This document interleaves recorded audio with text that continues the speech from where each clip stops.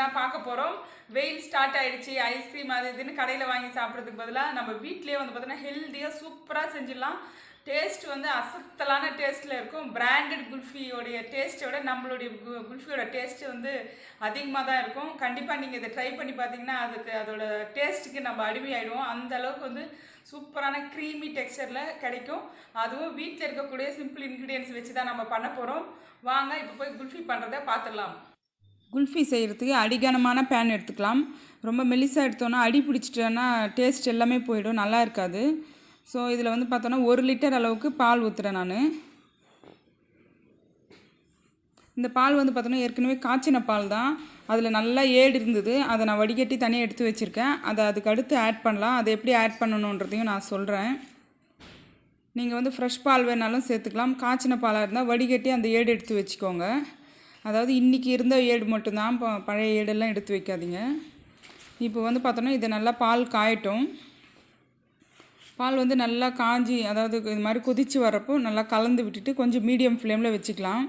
இது செஞ்சு முடிக்கிறதுக்கு வந்து பார்த்தோன்னா 1/2 அன் ஹவர் ஆகும்.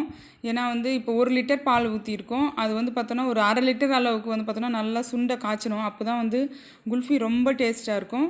ஸோ அந்த அளவுக்கு சுண்டுறதுக்கு கண்டிப்பாக ஒரு 1/2 மணி நேரம் ஆகிடும்.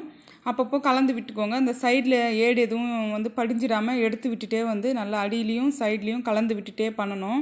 அப்போ தான் வந்து பார்த்தோன்னா அந்த ஏடெல்லாம் வந்து பாலில் இறங்கி குல்ஃபி ரொம்ப நல்லாயிருக்கும். இது இப்படியே காயட்டும் கொஞ்ச நேரம். நம்ம இந்த கேப்பில் எடுத்து வச்சுருக்கிற ஏடை வந்து, அதாவது பால் ஏடு, அந்த வடிகட்டின பால்லேருந்து இன்றைக்கி கிடைச்ச ஏடு வந்து நான் எடுத்து வச்சுருக்கேன். இது அரைச்சோன்னா இதுதான் வந்து ஃப்ரெஷ் க்ரீம். பாருங்கள், நம்ம கடையிலையும் கிடைக்கும் ஃப்ரெஷ் க்ரீம். நான் வீட்லேயே வந்து சேர்த்துருக்கேன். இது ஆப்ஷனல் தான், அது நம்ம சேர்க்காமலும் கூட பண்ணலாம். அந்த பால் வந்து ஃப்ரெஷ்ஷான பாலாக இருந்தால் அப்படியே காய்ச்சிட்டு அந்த ஏடெல்லாம் எடுத்து உள்ளே விட்டுட்டே நம்ம கூட காய்ச்சலாம். இதில் வந்து பார்த்தோன்னா 100 கிராம் சர்க்கரை சேர்த்துக்கிறேன். அதாவது 1 லிட்டர் பாலுக்கு 100 கிராம் சர்க்கரை, அந்தளவுக்கு சேர்த்தா போதும். நம்ம டேஸ்ட் பார்த்துட்டு வேணுனாலும் இன்னும் கொஞ்சம் எக்ஸ்ட்ரா சேர்த்துக்கலாம். இப்போது க்ரீமும் சேர்த்துட்டேன். நம்ம அரைச்சி வச்சுருக்கிற அந்த ஏடோடைய லிக்விட் தான் அது, அதையும் சேர்த்துட்டு இப்போ நல்லா கலந்து விட்டுக்கலாம். இப்போ வந்து ஒரு 750 ml அளவுக்கு வந்திருக்கு பால். இன்னும் நல்லா சுண்டி 1 லிட்டர் வந்து பார்த்தோன்னா 1/2 லிட்டர் ஆகிற அளவுக்கு வந்து பார்த்தோன்னா இது நல்லா காய்ச்சணும். அதே மாதிரி தான் கொஞ்சம் பொறுமையாக ஏடெல்லாம் எடுத்து விட்டுட்டு கலந்து விட்டுட்டே இருங்க, நல்லா திக்காகிடும். ஃப்ரெஷ் க்ரீம் இல்லைன்னா பரவாயில்ல, நம்ம அந்த பாலில் இருக்கக்கூடிய ஏடே வந்து அதில் கலந்து நல்லா வரும். இப்போ பாருங்கள், ஆல்மோஸ்ட் நல்லா சுண்டி வந்திருக்கு. இதில் ஃப்ளேவருக்காக இப்போது ஏலக்காய் தூள் சேர்த்துக்கலாம். ஒரு 1/2 ஸ்பூன் அளவுக்கு ஏலக்காய் தூள் சேர்த்து கலந்து விட்டுடலாம்.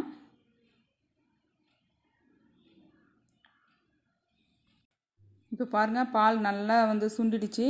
அதாவது 1/2 லிட்டர் அளவுக்கு தான் இருக்கும். இப்போது இதில் வந்து பார்த்தோன்னா நம்ம கட் பண்ணி வச்சுருக்கிற நட்ஸு சேர்த்துக்கலாம். நான் முந்திரி வந்து பொடியாக கட் பண்ணியிருக்கேன். பாதாம் வந்து கொஞ்சம் பெருசாக கட் பண்ணியிருக்கேன். நம்மளுடைய விஷ் தான், நம்மளுக்கு எப்படி பிடிச்சிருக்கோ அந்த மாதிரி கட் பண்ணி சேர்த்துக்கலாம். இதை ஸ்டவ் ஆஃப் பண்ணுற ஸ்டேஜில் போட்டால் போதும். போட்டு கலந்து விட்டுட்டு ஸ்டவ் ஆஃப் பண்ணிடலாம்.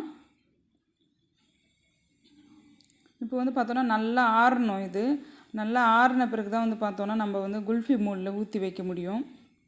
கொஞ்சம் கூட சூடே இல்லாமல் இது நல்லா ஆறட்டும். இப்போ நல்லா ஜில்லுன்னு ஆறிடுச்சு. இப்போ நம்ம இதை எடுத்து குல்ஃபி மோல்ட்ஸில் ஊற்றிக்கலாம். அதாவது அந்த மேலே எட்ஜு வரைக்கும் ஊற்றணும். அப்போ தான் எடுக்கிறப்பவும் ஈஸியாக வரும், இல்லைன்னா ஸ்டிக் மட்டும் தனியாக வந்துடும். இது வந்து பார்த்தோன்னா எல்லாத்துலேயுமே ஃபில் பண்ணிக்கலாம். நம்ம 1 லிட்டர் பால் சேர்த்து பண்ணுறப்போ ஒரு 6லேருந்து 8 குல்ஃபிக்கு வரும். நம்ம எந்த அளவுக்கு திக்காக பால் காய்ச்சிரோன்றதை பொறுத்து இருக்குது.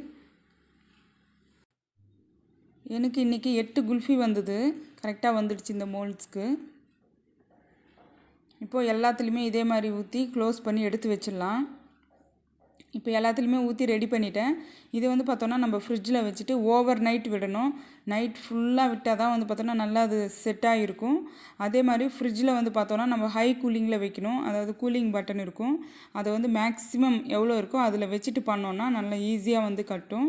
நான் வந்து இப்போ ஈவினிங் பண்ணேன். ஈவினிங் வச்சுட்டு மறுநாள் காலையில் தான் வந்து பார்த்தோன்னா இப்போ எடுக்கிறேன். அதாவது மறுநாள் வந்து 10 மணி ஆகிடுச்சு. அந்த டைமில் தான் நான் வெளியே எடுத்து, அதாவது சுற்றி வந்து பார்த்தோன்னா லைட்டாக தண்ணி விட்டோன்னா போதும், ஈஸியாக வந்துடும். இல்லைன்னா உடஞ்சிடாமல் நல்ல ஷேப்போடு வந்துடும். அப்படியே லைட்டாக தண்ணி விட்டு வாஷ் பண்ணிட்டேன். அந்த சுற்றி மேலே வந்து தண்ணி படக்கூடாது, அடியில் மட்டும் தண்ணி ஊற்றினா போதும். ஏன்னா மேலே தண்ணி பட்டால் உள்ளே போயிடும். இந்த மாதிரி சைட்ஸில் ஊற்றி வாஷ் பண்ணிவிட்டு இப்போ வந்து பார்த்தோன்னா லைட்டாக ஷேக் பண்ணிவிட்டு நம்ம எடுத்தோன்னா ஈஸியாக வந்து குல்ஃபி வந்துடும். பாருங்கள் சூப்பராக வந்துடுச்சு. பார்த்தாலே தெரியுது நம்மளுக்கு எவ்வளோ க்ரீமியாக இருக்குதுன்னு சொல்லிட்டு. நட்ஸ் எல்லாமே வந்து பார்த்தோன்னா இப்போ பார்க்குறதுக்கு அடியில் வந்துட்டுருக்கு. சூப்பராக வந்திருக்கு குல்ஃபி. செம்ம டேஸ்ட்டாக இருக்குது.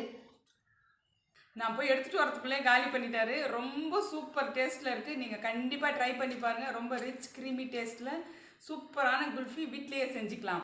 குல்ஃபி சாப்பிட்டுட்டு வந்துட்டோம். அதோட டேஸ்ட் இன்னும் கூட என்னோடய நாக்கில் இருக்குது. அந்தளவுக்கு வந்து சூப்பரான டேஸ்ட்டில் இருக்குது.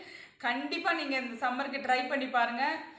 நம்மளுக்கு வந்து குல்ஃபி மோல்டு இல்லைன்னா வீட்டில் வந்து டம்ளரில் வந்து நம்ம ஐஸ்கிரீம் ஸ்டிக் போட்டு கூட பண்ணலாம். என்னென்னா அது ஒரு கவரோ இல்லை அலுமினியம் ஃபாயிலோ வச்சு க்ளோஸ் பண்ணிட்டீங்கன்னா உங்களுக்கு வந்து அதுக்குள்ளே வந்து ஃப்ரீசருக்குள்ளே இருக்கிற ஐஸ் அதில் விழாமல் இருக்கும். சூப்பரான ஒரு ரெசிபி. கண்டிப்பாக ட்ரை பண்ணுங்கள். நீங்கள் வீட்டில் டம்ளரில் ஊற்றி வைக்கிறதா இருந்தால் கண்டிப்பாக அதை க்ளோஸ் பண்ணி வைங்க. அப்போ தான் ஐஸ் வந்து அதில் விழாமல் குல்ஃபி வந்து க்ரீமியாக கிடைக்கும். Thank you friends. இந்த வீடியோ உங்களுக்கு பிடிச்சிருக்கும்னு நினைக்கிறேன். பிடிச்சிருந்தால் லைக் பண்ணுங்கள், ஷேர் பண்ணுங்கள், சப்ஸ்கிரைப் பண்ணிக்கோங்க. தேங்க்யூ, பாய்.